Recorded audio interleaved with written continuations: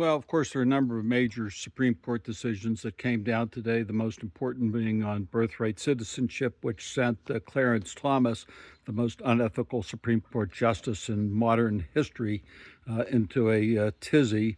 I think he just as soon go back to the Dred Scott decision, where slaves can be considered property and hunted down from state to state, and it wouldn't bother him uh, uh, at all to see that type of thing, so long as he wasn't included in it. I think the guy's so bizarre, it's odd to imagine he's on the Supreme Court. But if you remember when I think it was Nixon nominated Judge Carswell of I think it was the Sixth Circuit Court of Appeals, under the theory that somebody said even mediocre people in the country deserve to have a representation on the Supreme Court. So do racial bigots.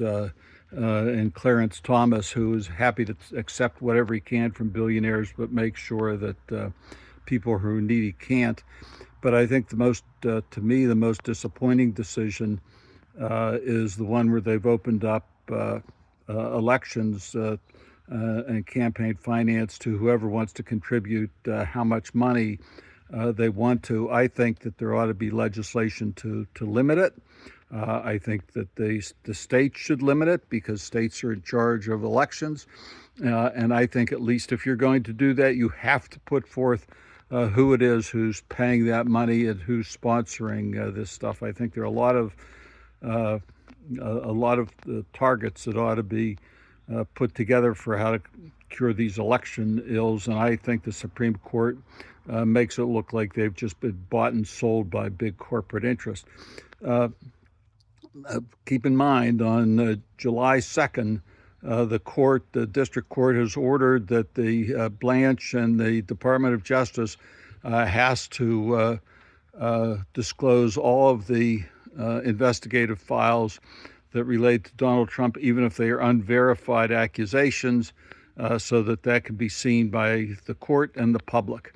In that regard, another young lady has stepped forward who said she was involved in one of Trump's, quote, pageants, which a lot of people think were just essentially gateways to the sex trafficking.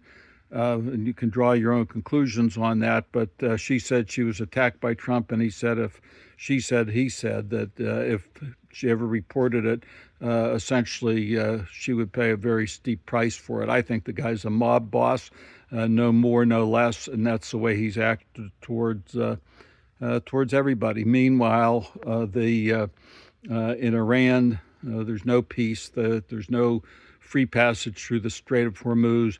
And anybody who thinks there is has got to be smoking something that's probably an illegal substance.